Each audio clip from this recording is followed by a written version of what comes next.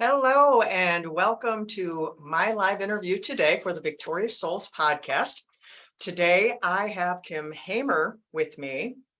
Kim is an HR professional, and she went through a battle with her husband going through cancer.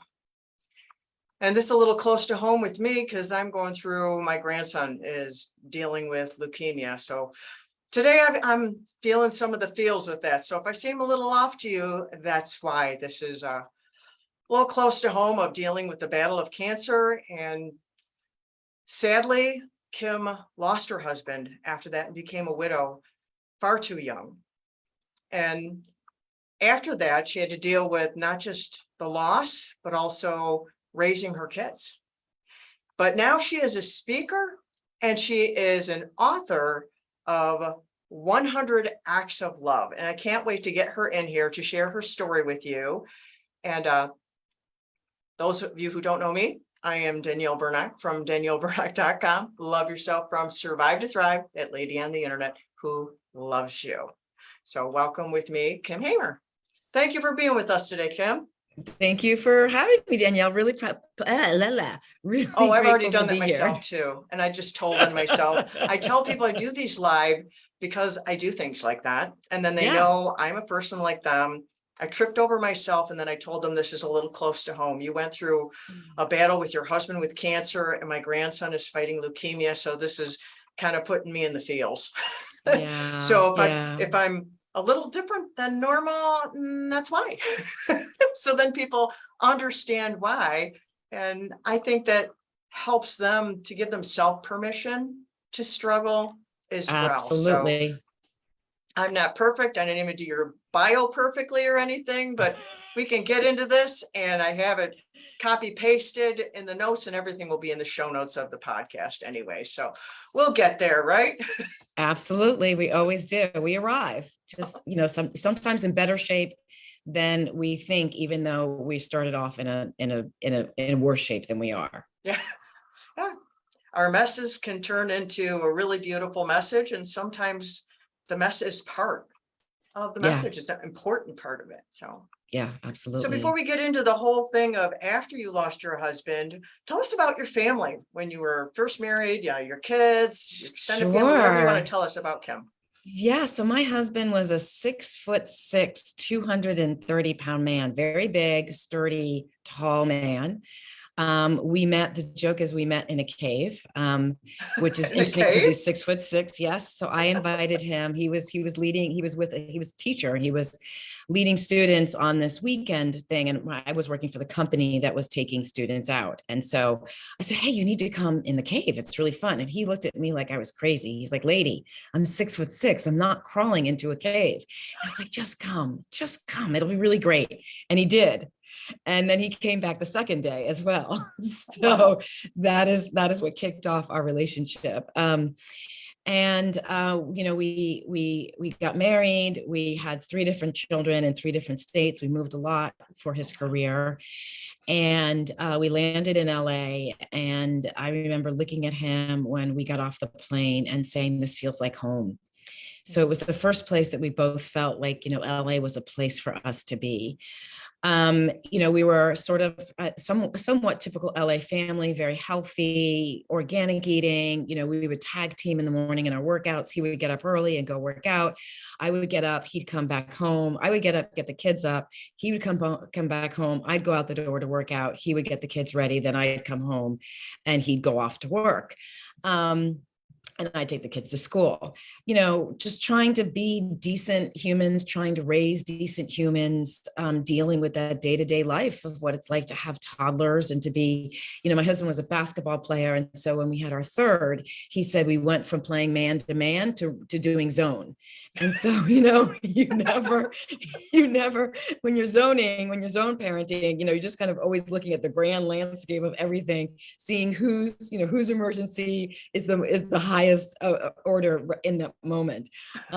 So he used to say we were just trying to zone parent, and that's sort of what our life was like. He was a good man, a really good husband, and a really good father, a kind, firm, caring father. You said you have 3 kids? You have I have three, yeah, daughter, we have 3 sons? children. Yes. So sorry. Yes. 2 boys and a girl. The girl's in the middle. Oh, So, and they're all 2.5 year, roughly 2.5 years apart. Cause the rule was if the last one gets out of diapers, I'm not having another one. So we always, so they're timed, right when one was about to get out of diapers, I got pregnant again. So that's sort of how it worked.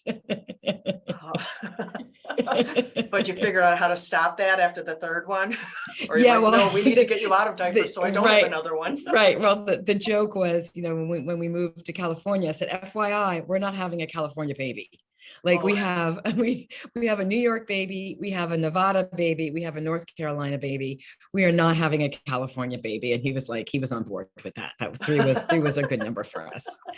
What do your kids think about being born in different states? Do they think that's cool or? They don't think much of it. When my daughter was born, we lived in Vegas when my daughter was born, and her name is Palace, but it's not Palace. It's Pallas after the Greek goddess of wisdom. But we lived in Nevada, and people are like, oh, did you name her after Palace Station, which is a casino, or Caesar's Palace, which is another casino? So we used to joke that, yeah, we won a jackpot, went upstairs, whoops, and now we have a baby. That's what we named her after, the casino. So that was, but we moved before it became an issue for her and her name, so it's, still people think of her as Palace. There are very few people who really know. They're like, hey, is that Pallas? And you're like, wow, you're in the club. It's like when they know what her name is, they're in a very special club. Yeah. Oh, I understand that. People mispronounce my daughter's name all the time. So like when you can say it right, I'm like, good job. Yeah, exactly. You're like, wow, you're special. So then you moved to LA. How long did you live there before your husband got sick? Because then he got sick and you went through this battle. How long was that? Yeah, we were only here for 3 years. It feels like I've lived here for so long. We were here for 3 years. The first year we got here, the first summer, he actually ended up with appendicitis. Oh, wow. So thank God for the community then. They just kind of showing up with meals. We didn't know anybody. Wow. And yeah, that was really difficult. And then my husband was very good. He never got sick, but when he got sick, he got sick. He didn't mess around. If we're gonna do it, we're gonna do this right. Exactly. That's exactly it. He was intense about all those, quietly intense about everything, and getting illness was one of his quietly intense ways. And he was diagnosed in 2006, and he was having trouble. He was complaining about pain in his joints. He went to a specialist. The specialist said, look, it could be a virus that you picked up from your kids. It manifests differently. They couldn't find anything. And then we were away on vacation, and he was running these mild fevers and coughing. And so we were giving him ibuprofen, which was knocking the fever down. And we were giving him Delsum cough syrup, which seemed to help. And we are not, we weren't people who took any type of over-the-counter drug easily. We were very health conscious and tried to treat things as naturally as possible. So for him to kind of really be okay with taking ibuprofen pretty much every day. And the interesting thing was, the minute the ibuprofen wore off, his fever came back. Oh, wow. So it was just kind of odd. Yeah. And then he came home. We had a very frightening experience where our daughter was hit by a car in front of us. We were across the street. My daughter came out on a scooter really, really fast, trying to get across the street to us, had her helmet on, thank goodness. And this car was coming down the street. He sees her, he's yelling to her, stop, stop, stop, stop. You see her trying to stop, and she doesn't stop in time. And thank God the car windows were open, because this woman's like, why is he yelling? And so she's got her foot off the gas, and she hits my daughter. And she's okay. We take her to the hospital. We wait for the ambulance, take her to the hospital. She's okay. But my husband was a very stoic man. And a couple of days later, my really good friend of mine came over, and she said, he doesn't look good. And I said, oh, he's probably still processing what happened to our daughter. It was just absolutely terrifying. But then that would be terrifying. Oh my goodness. How old was she? Yeah, she was 5. Yeah, she was 5 or 6, I think, in 2006. So she was 6. Yeah, she was 6. So he goes out for a run and just comes back. He goes out for a 6 mile run and he comes back in like 10 minutes. And I was like, either we need to enter you into the Olympics or something's wrong, right? Yeah. And he said, I'm just having trouble breathing. So I do what every good wife does. And I said, here, take some of my asthma medicine. So he takes some asthma medicine. He seems to feel better, but then a couple of days later, it seems to be getting worse. And he makes the decision, he calls our primary care. Primary care says, hey, go see the specialist again. And in that moment where he said, he was going to say to me, I really want you to come. And I said to him, I think I need to come with you. Because we just sort of, you just know it's on a very unconscious level, something was not right. And so there in the doctor's office, it was very similar to movies. We're sitting on one side of the table, the doctor's sitting on the other side of the exam table. He laces his fingers together, puts them on the table and says, I think you have cancer. And then proceeds to tell us all the symptoms of why he thinks this, and says, it shows us the x-ray and the cancer had already spread and it was all over his lungs. So those little nodules. So that's why he couldn't breathe. Wow. So within a couple of days, we went from him being diagnosed to, I think it was 9 days later, him starting chemo. And the only reason it took 9 days is because he had a very large tumor that they needed to remove. Wow. But it was so serious. Normally they want you to have the surgery and wait for you to recover and then start chemo. And they said, we don't have time. So, so he went from, having some type of, it was large B-cell lymphoma. He went from having some type of lymphoma, probably in July, to it fully shutting down trying to kill him within a month. Wow. Yeah, it was really intense, really, really intense. And, I remember, the day that actually one of the first pieces of help we got was the headmaster of my children's school. My children went to private school, so they call the principals headmasters. And so the headmaster came to visit, and the doctor came in and said, okay, this is what we're going to do, and started the plan. And I just sat there going, and the headmaster grabbed a notebook and just started taking notes. And I'm so glad he did, because everything that doctor said, pretty much everything that doctor said, went right over my head, right over my husband's head, right? We were like, what? And he wrote everything down. So I had the notes like in someone, and he, it was one of the kindest things that he did that was so helpful. Oh yeah. So then my husband, being who he is, just was like, my job is to beat this thing. And he, sat in there and focused. The chemo regimen that they had him on, he was unable to work at the time. We had, you don't realize what kind of communities you have until something like this happens. So we had these, our kids were in school at the time. And my husband was a head of school of another school. So he, we had all these people coming in and helping, and, we lived all these different places. So we had all these people coming in and helping as well.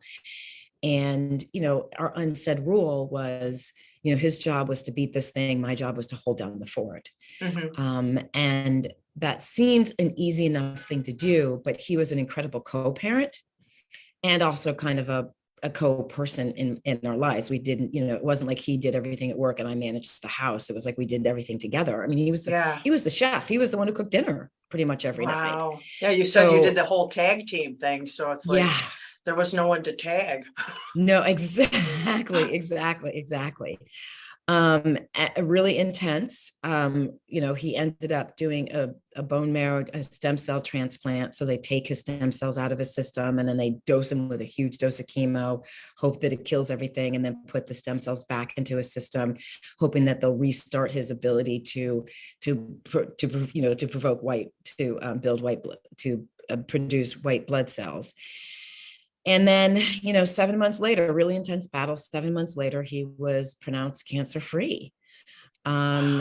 So that was great. And we were excited. I think all along this journey, there are a lot of expectation crackings, expectation breakings, right? Because Mhm. we had never dealt with anyone who had cancer before in our lives. We were very fortunate. And so we didn't know what to expect.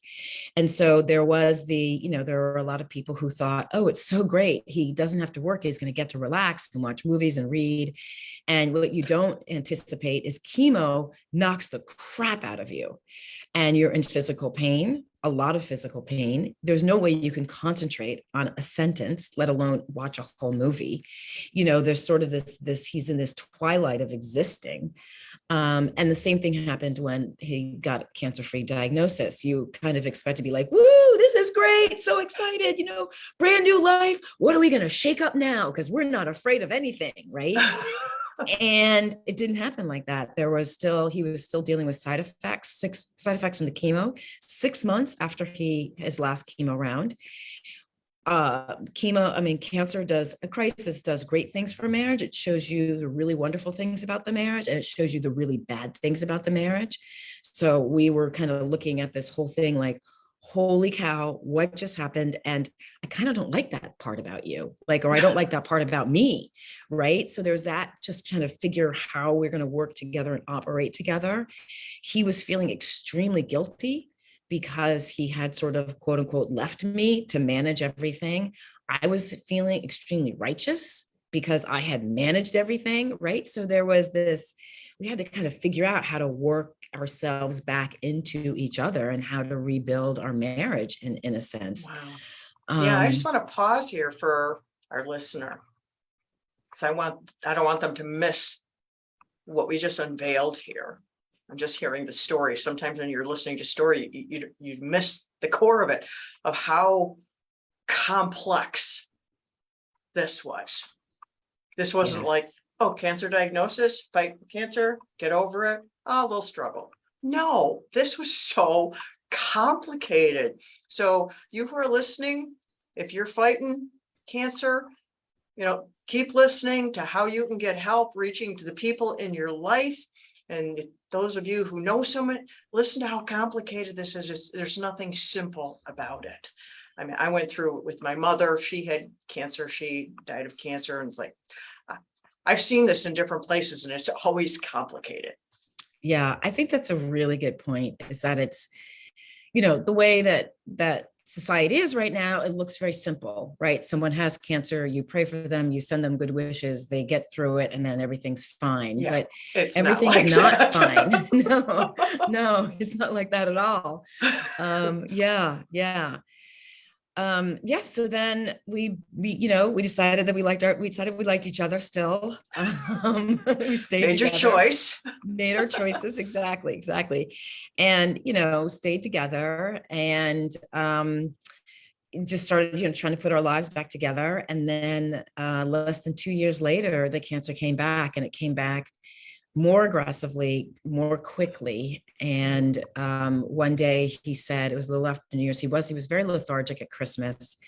And it was I think it was New Year's Day, actually. He said, I just don't feel well. And I said, if you really don't feel well, he was kind of hemming and hawing. He didn't know, and I said, sweetheart, if you don't feel well, we need to get you to the hospital. And he said, okay.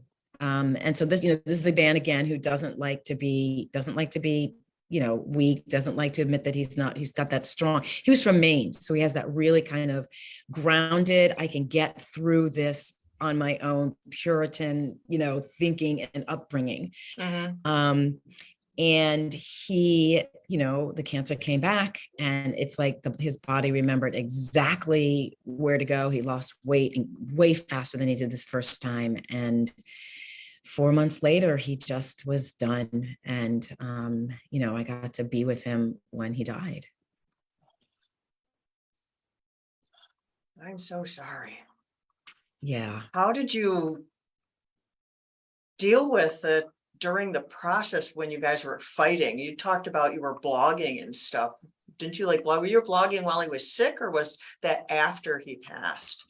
It was throughout. I blogged both times, and it was sort of my process of understanding that what we were going through, I wasn't alone. And Mhm. what I found was, there are universal emotions that come from fear or hard times or crisis. It didn't even have to be anybody with cancer. It was just kind of being, and I needed to be, now the term people use authentic, but it was really just my needing to get out my thoughts. And I It's had his cathartic. Writing permission. is Yeah, it cathartic. was very cathartic for me. And I had his permission. He was not a out there kind of guy. We were kind of yin and yang in the way that we behaved. And so, I wanted to make sure it was okay with him. And he said, right. I see how it helps you, And just that's write. important too, if you're writing about someone else, to get their permission when, you're Yes. part of a thing, together. It's Yes. very important. Yes. Yeah, absolutely. Absolutely. Yeah. Yeah. So the blog was a way that I processed, and especially after he died, it was really a way that I processed, just kind of continually thinking and remember. It's like, simple things like I remember I went to the doctor about 2 weeks after he died, maybe 3 weeks, and there was like, in case of emergency. It's like that had been his name for 16 years. So I wrote a post about, what name do you put when the Yeah. person who used to be who's my in case of emergency number now? Who is that person for me? And so it's just kind of, focusing on the loss, and then focusing on feeling alone and, in the world, and then focusing on realizing, there were, on that post, people said, you can put me, you can put me, you can put me, it was really sweet. So focusing on allowing myself to be connected with others who are caring and want to help. Yeah. How old were your kids at this time? When he died, they were 12, 9, and 7. And my 12-year-old boy, two boys, obviously, on the both ends, and my 12-year-old and 7-year-old had turned those ages 3 weeks before he died. So it wasn't, they were really technically 11, 11, 9, and 6. Wow. That's real. That's a lot. That's a It lot. is. It It's a is. lot. It was not easy. So after that, you you lost the tag team person forever. So now you're a single parent. You had mentioned to me earlier he was the primary financial breadwinner. Yes. And then, he's your husband. And then you Yes. have all these emotions. Like, how did you just get through that? It's so funny because I go to this thing called Camp Widow. I try to go every year, and I've been a Called widow what? called Camp Widow, and it is Oh. exactly what it is. It is a weekend where you meet other widows, and was primarily focused on young widows, women who were the only widows in their communities, because of their age. And one of the things that those young widows always ask is how, like, they look at, us older ones who are 13 years out, and they think, how do you do it? And we never have an answer. The only answer I can tell people is two things. One is I put one pinky toe in front of the other every day. That was my only goal. It wasn't even big toe. Like, big toe was not even an option. Pinky toe in front of the other. And sometimes it's a millimeter in front. And then the other thing I started doing was counting days. And I did it, the day after he died was day 1. And I did it because I knew at some point I would look back and I wouldn't be in the kind of pain I was in. I had that just level of faith that the existence that I was living in right then was not going to last forever. And I didn't know when it was going to end. I didn't know it was going to be day 365 or day 900 or day 12, 12,000. Yeah. I didn't know, but I knew that it was going to be better, that where I was in that moment wasn't going to last. And that counting those days really helped, and it was also a good reminder. There were days I was like, oh, I'm good. I'm like, girl, you're on day 31. You're not good.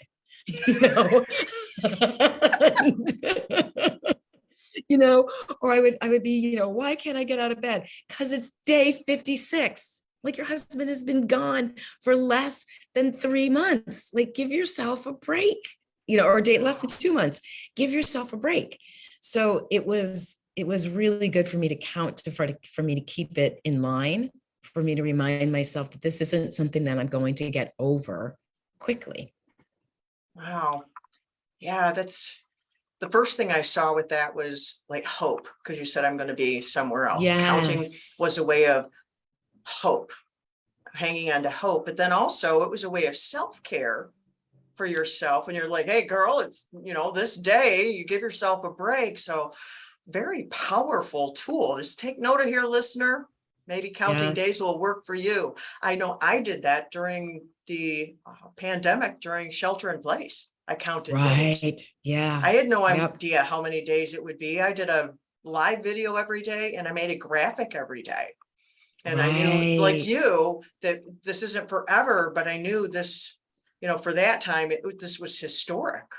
And so Yes. now I have this history that I had that I can look back, which I've not done, but one of That's these days, amazing. you can look back at that and go, oh, wow, I forgot about that. Oh, wow, I Yeah. forgot about that. They even had a time capsule that I downloaded online and wrote some things out there about that. So Right. this counting days I just see how useful it can be, because you can encourage yourself, I made it another day. That's One exactly more what day. it is. Yeah. That's exactly at night. I'd go to bed. I'm like, thank God day 7's over. Thank God day 366 is done. Yeah. Because it was sometimes it was a great relief to know that, hey, you made it through this day. Yeah. Wow. That's powerful. So one of the things that I was telling the people is that you are a speaker, but also the author of 100 Acts of Love. So when you were going through both when he was sick and after he died, you encountered support that was good. You encountered support that wasn't so good, and you had lack of support. Tell us about that. Some of the best things people did, some of the things that you wish they wouldn't have done, and of course your classic, don't ever say. Right. Well, we'll start with that one. So I quickly learned very early on when my husband was first diagnosed, the worst thing you can say to someone is, if you need anything, let me know. And I know many of your audience members, if they're people who are dealing with crisis right now, they get that. And if Mhm. you're not dealing with crisis and you've never dealt with crisis, you don't understand why. And here's the thing. I used to say it all the time. So if you're one of the ones who said it all the time to your friends, like, take that stick, hit yourself with it once, and then throw the stick away, because you didn't know any better, right? We didn't Mhm. know any better. I Mhm. didn't know any better. It was what I was taught to say. And I don't even, my Yeah. parents never even said to me, this is what you need to say. It's just sort of this, it's in the ethers, right? This is what you're supposed to say in the This ethers. is being supportive, right? Exactly. And But it's not. there are really 5 main reasons it's not supportive. One is, and this is a borderline one. One is you're not connecting on the level that the person needs. When you're going through a crisis, and I often think about this, like if you get home from work and you're calling your girlfriend, your friend, your guy friend, your boyfriend, your partner, whatever it is, you're calling to talk about your day and how bad your day was. You don't want someone to fix it. You don't want someone to make it better. You just want someone to listen. Mhm. Well, when you're in crisis, that's really what you want most of all. You want someone to feel like they connect and understand your journey. And they don't even have to understand the journey, that you connect with them. Mhm. And so when you go into the do mode before you go into the being mode, that doesn't help. So that's the first thing. You're going into a do mode before going into the being mode. Second reason, what is anything? Like, what is anything? Can I do I anything? Let me know if I can I do anything. I have a toddler at the time, right? I had a toddler. Did that mean you're going to take your nicely new detailed BMW and go up and pick up my vomiting toddler at school?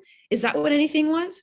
Or did you mean you'd be happy to drop off a bottle of wine for me and my husband to drink at the end of the night, or a meal? Did you mean for your friend whose mother is dying that you were going to sit with a woman who is dying and read to her? Or did you mean you'd be happy to just leave a joke on the answering machine every day? Like, what is anything?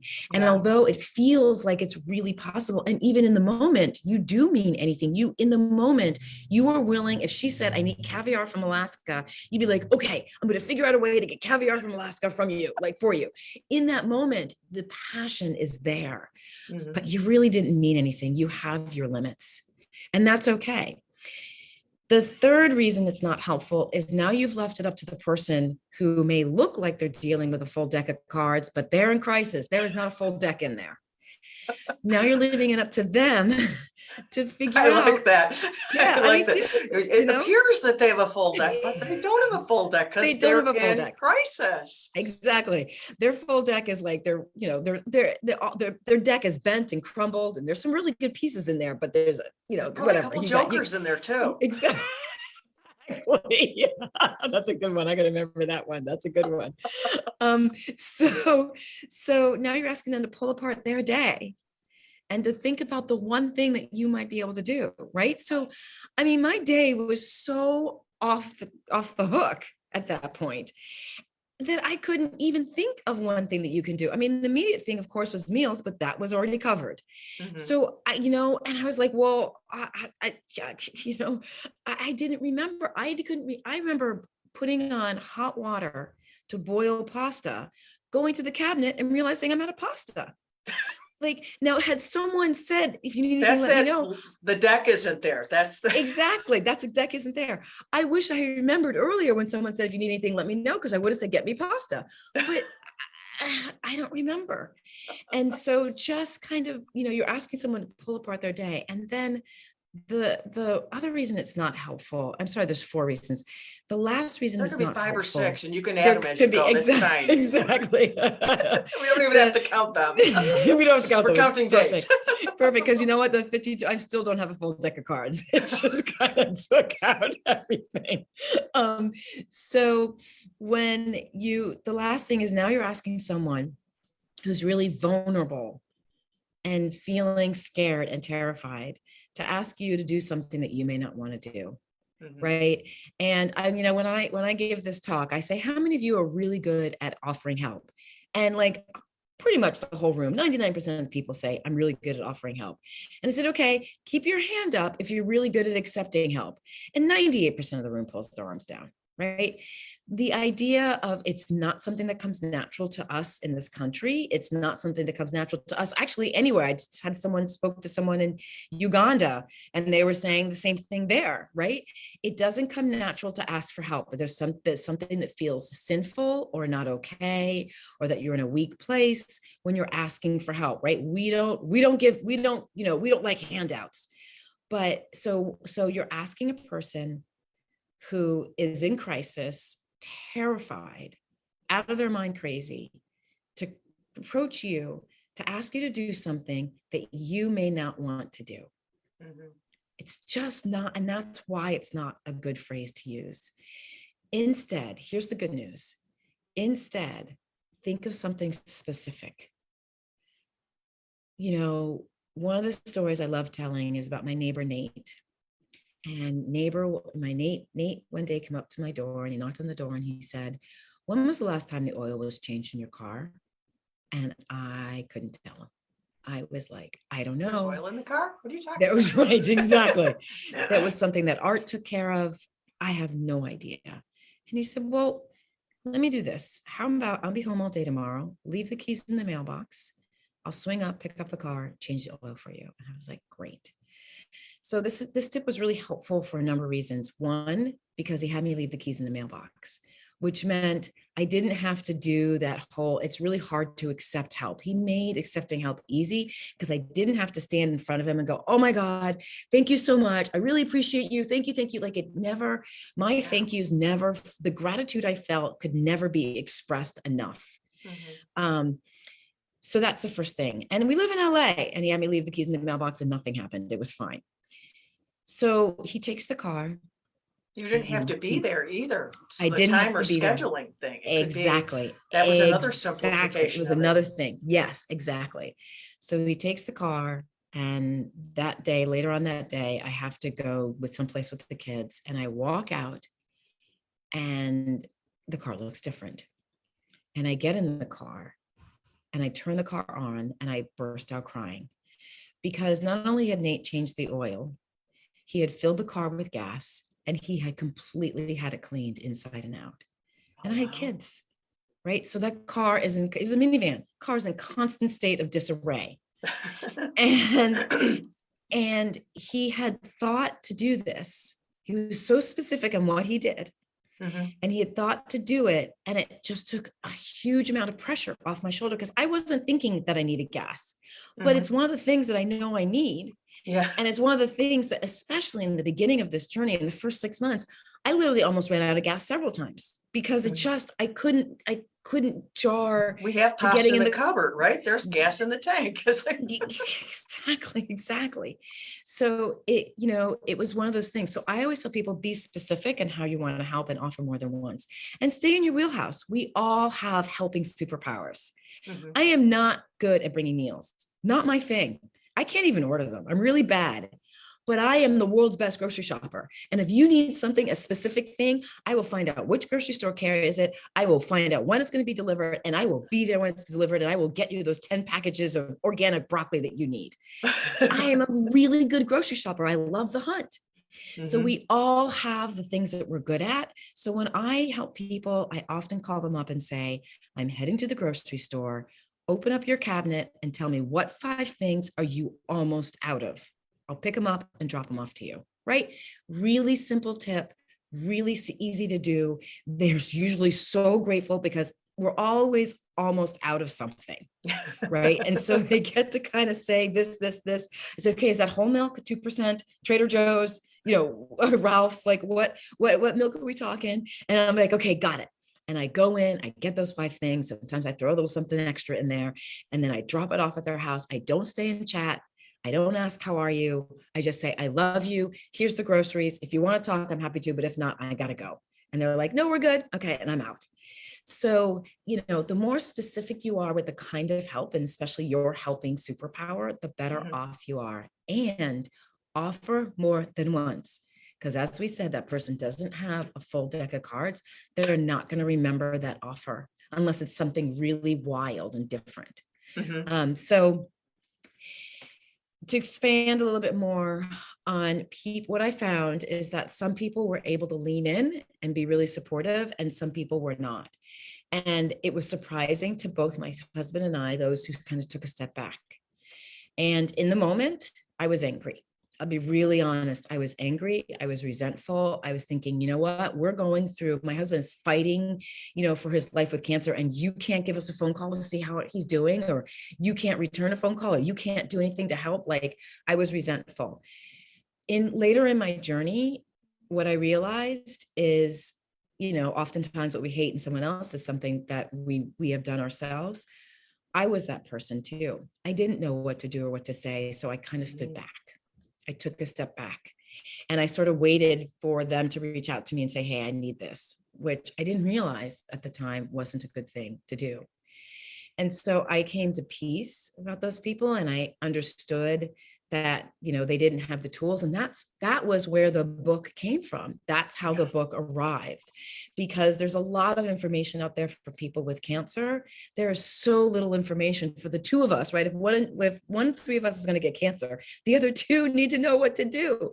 And we don't have that knowledge. And so I wanted to give those people who were afraid to step in, who were fearful, who didn't know what to do, who said, it looks like she's got enough help, so I'll kind of hang out, right? I wanted to give those people a voice and the ability to lean in, because the leaning in, the little things, the gas card, the massage gift certificates, the picking the kids up after school and not bringing them back till 9 p.m. on a Friday night, tired, all those little things really mattered.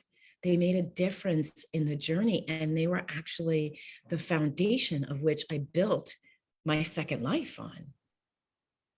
Wow. Wow. That is a lot.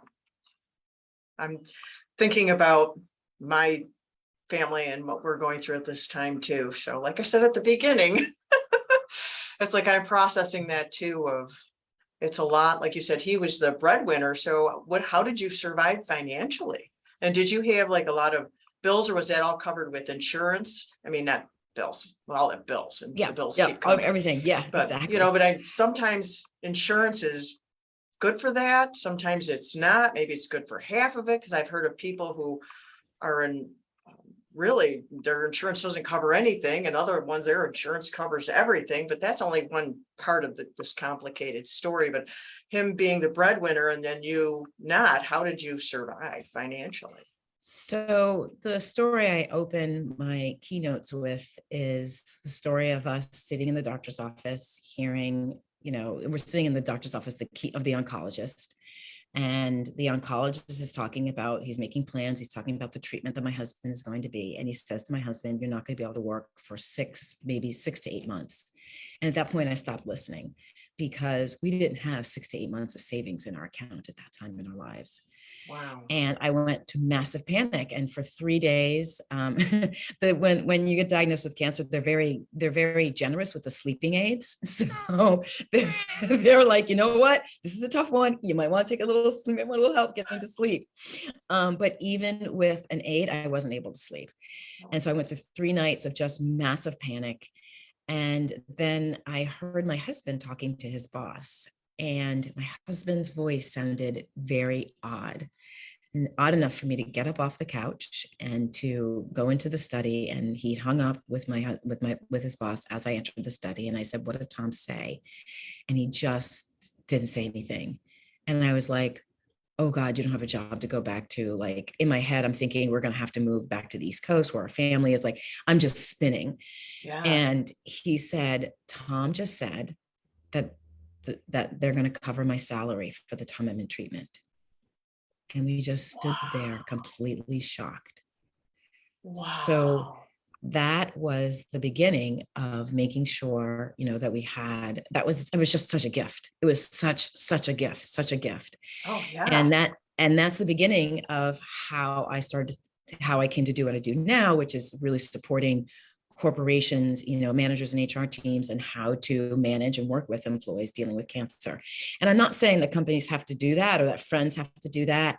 But it's a very small example of what happens when, making a gesture like that can be life-changing. And it really was. Oh, yeah.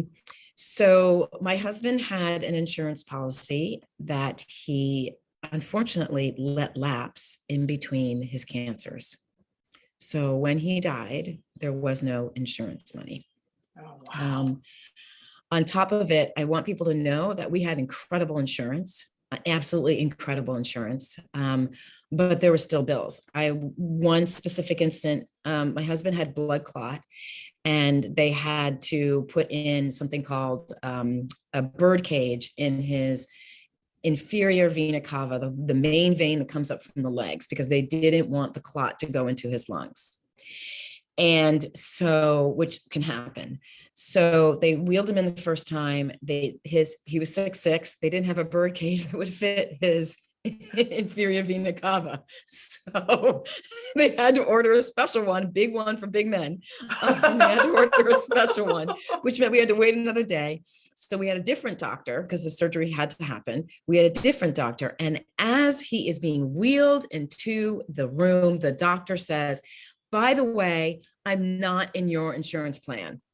And I'm like, he's like, is that okay? I'm like, my husband has cancer. What are you supposed to say to that? I can't say no. So I say yes. And the insurance, it's out of pocket. And it was below the out-of-pocket max that were allowed. So that bill was not covered. And it was a surgery. And there was the hospital bill, and then there was the bill for the doctor. Yeah. So, just because there is insurance, I really hope that everyone understands this. Just because insurance doesn't mean that everything is a-okay, and there were lots of other little things that we had to pay for out of pocket that got, expensive. So right now, but you missed work a lot because you worked in HR then, right? I wasn't working at that point. Oh, you weren't working at that time. I wasn't working. Yeah. Well, I'm just thinking, people, they miss work. The spouses miss work. to take care of that. Exactly. And what if the person owns their own business? They don't have a boss to call and say, I'll pay your salary for your treatment. Exactly. Yeah. I mean, so yeah, we often talk succession planning is really important if you're a business owner. It's something we don't want to talk about, we don't want to deal about, or just having a plan of making sure that you know what's happening in your business, or you've got people who can run it for you if it's big enough, who can run it for you while you're sick out for a month or 3 months. That's really important. So there wasn't any insurance money. So that was a very difficult blow. But we ended up, by grace of my friend, we ended up kind of going after the insurance company because there was a loophole that they didn't think about, and that they didn't provide support for my husband at the time. And so we did get some insurance money, but it was really close. I mean, I was, struggling and having to go back to work, and was not good work material. I had three kids who were at 3 different schools, and trying to get them in their places where they're supposed to go, kids on buses, just, I would leave work every day at about 2:00 in my head. I wouldn't leave work until 5, but in my head, I was gone. And so, yeah, it's funny, I don't normally talk about this or share this part of my journey. It was a really difficult and stressful time in my life. And adjusting to being an only parent, adjusting to, the kids dealing with the loss of their father, adjusting to, the support really comes on strong, and then it starts to die out as it does. We all get kind of tired of. It's like, the Ukrainian war, it's no longer on the front page anymore, right? It's still going on, but the news cycle kind of continues, and the life cycle kind of continues. And your crisis continues, and you're still in crisis, still there with the half a deck, and everyone else's business as usual. That's like, I see that after funerals, after I lost my grandmother and I lost my dad when I was young. And one of the things that I witnessed through all the deaths I've seen is, people are there the whole first week, the neighbors, they bring the food and they go to the funeral. And I mean, everybody's there. And then when it's over, everybody's gone. Yeah. And so when I go there, that's something I always make it a point to show up after the funeral. And especially during key times, if I know about a key time, Mother's Day, Father's Day, Christmas, or whatever it might be, if I'm aware of anything, depending on the depth of the relationship, and just check in on them. I'm thinking about you today. I remember that, this, and that's really big. That, it's really funny you mentioned that, because that's actually a tip in my book, is help them celebrate anniversaries and birthdays, right? Because, just because the husband died 2 years ago, and I will tell people this, if you haven't shown up for your friend and that their thing happened 6 months ago, it's not too late to show up. And in fact, they're going to be really grateful that you showed up, because there's so many other people who haven't, who kind of their help has died off. And you can be the person who's like, hey, do you want lasagna or chicken for dinner on Thursday? And they're going to be like, neither, but can you bring this? And then, so if you haven't done anything, it's okay to do it now. One of the things I really want people to know is being supportive takes courage. It's not something that feels comfortable, right? It's not something, because we don't know if we're going to be helpful. We don't know. We're worried we're going to say and do the wrong thing. We worry that we're going to cause more pain. You have to work through that. You have to work through that to get to a place where you're just going to kind of just show up and hope it helps. So I think that's the thing, is that we forget that courage means you're uncomfortable. And if you're uncomfortable helping, that's okay. You don't have to be the perfect. So if you didn't show up for the first 6 months, you can go in and say, I didn't know what to do or what to say, but I love you and I think about you every day. So I'm here to help.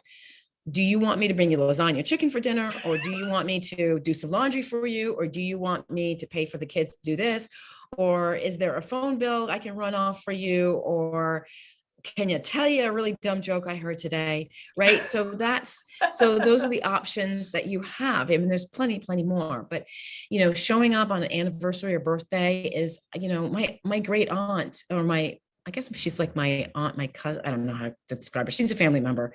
There you go. And she, for the first 8 years, she would send anniversary cards on the anniversary date of my wedding to my husband. Wow. And it was so sweet. And I loved it because it reminded me that I was not alone. I wasn't the only person who missed him. I wasn't the only person who felt bad about what happened. Yeah. You know, That's beautiful. That's really powerful. So if you're out there and you're listening, it's not too late. It's not Amen. too late. Yeah, you can always do the precursor. Like you said, I didn't know what to do, but I'm here today. Exactly. You know, and trip over yourself. Like we have tripped over ourselves talking. Exactly. And going, and stuff like that. Yeah. Yeah, exactly. Yeah. Exactly. Just pull that joker out of the deck and say, this is what I got. Exactly. Exactly. The So do you Joker's have a a good card copy to of your have. book with you? I do. You know, I'm so glad I thought about that. Hold on one second.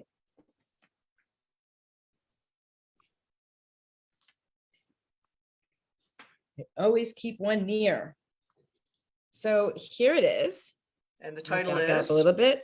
100 Acts of Love, a girlfriend's guide to loving your friend through cancer or loss. And it's available on Amazon and on my website. And I want to show people this. So one of the things I did is when you're in an emergency, like when you really want to help your friend, you don't want to wade through 5 pages to find that one tip. You want to pick up the book. Oh my God, what do I do? What do I do? You want to pick up the book. You want to open it up. And look, you open it up and here's act of love number 41. And it says, clean her toilet. And then it goes on to a little explanation about that. And then you got it. Or maybe you want to do the, maybe you want to help her on the holidays. And this tip is tip number 63, which is go holiday shopping with her. So the idea behind the book is that you can open it immediately and find one thing to do and go and do it. And it's arranged in categories. So if helping with cars is your thing, if that's your secret power, and I'm not talking being a mechanic, I'm talking about, can you go fill it up with gas? Like, can you get it washed? Like, if that's the thing you really want to do, then that's exactly what you do. Right. Mm-hmm. So I think that's why I wrote it that way, because for me, when I'm feeling in crisis, like I want to help now. And I just want to open it. So it's got several different categories and it's really meant to be a nice, easy, simple read. You can sit down and read it in an hour and a half, or you can leave it on your coffee table and just know where it is and grab it when you need it. Wow, that's great for it to be simplified like that. Cause one in crisis is having not a full deck, but then the one who wants to help, like you said, they could be uncomfortable. So simplifying it for them as well is just really powerful. So what do you think is the most important thing that our audience can take away from today? I know there's a lot of things. So I think we touched on it. I'm not doing what I do right now for people and corporations and managers and HR teams because I wanted to give to the world, to pay back the world. Mm-hmm. I am doing it to pay back the world, but I'm doing it not because I'm strong or courageous or like got through a really tough time, and I want to show the world how to do it. I'm doing it because literally the foundation I am standing on right now that launched me into this life after my husband died was built by all the people who came forward and did kind and wonderful things, and I really want people to know that small thing that you do, that text that you send, that stopping by and going, hey, I noticed your car registration is out. Let me take care of that for you. The joke that you leave every Wednesday on their answering machine or and recorded, those things really matter. Like, you matter. And I think sometimes we get so caught up in our world that we think we don't matter to people, or we don't understand why. Like, why does a person even have me in their life? You're your coworker, you banter back and forth. You don't really know that much of each other, but you enjoy each other. And now this coworker is sick and you really want to do something and you're afraid because you don't really know them really well. And, you get into your own head, but your relationship with a coworker, your bantering with them every day at lunchtime matters. And so you showing up for them when they're having this difficult time really matters. Even if it's just to say, I don't know what to say. I care about you, and I'm so sorry this is your journey.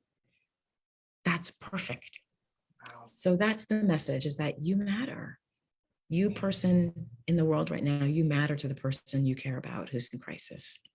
Amen. So how can people connect with you if they want to maybe have you come in their organization or speak at their event, or how can people connect with you? Sure. So a couple of ways. One, I know I talked about the number one thing not to say, but there are 4 other things not to say. And you can download that for free on my website at 100actsoflove.com. That's the number 100. So 100actsoflove.com/what not to say. Very simple, to the point. What not to say. So that's the first thing. You can also reach out to me via my website as well. I'm spending a lot of time on LinkedIn, so you can always find me there. Please reach out to me on LinkedIn. I'm restarting my LinkedIn Lives this Thursday.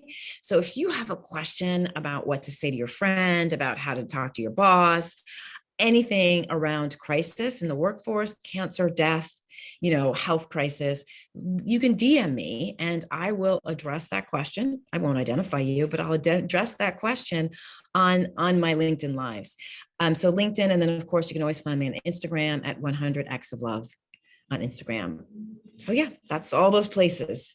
Wonderful. Well, thank you for sharing your story with us today and your heart. Thank you for sharing your mess with us, and thank you for sharing your not a full deck of cards with us. We did that together. We stumbled through this together, and I just think it was really powerful. And so thank you for being with us today. Well, Danielle, thank you for what you do. I really appreciate it. And thank you so much for having me as a guest. It's always a great honor to talk, and yeah, and wishing you and what's going on in your life, I'm just sorry. I think that's really all I want to say is I'm sorry. I know it's hard. It is. And you listeners, thank you for being with us today, and reach out to Kim, and you reach out to me at danielleburnock.com. Until next time, I love you.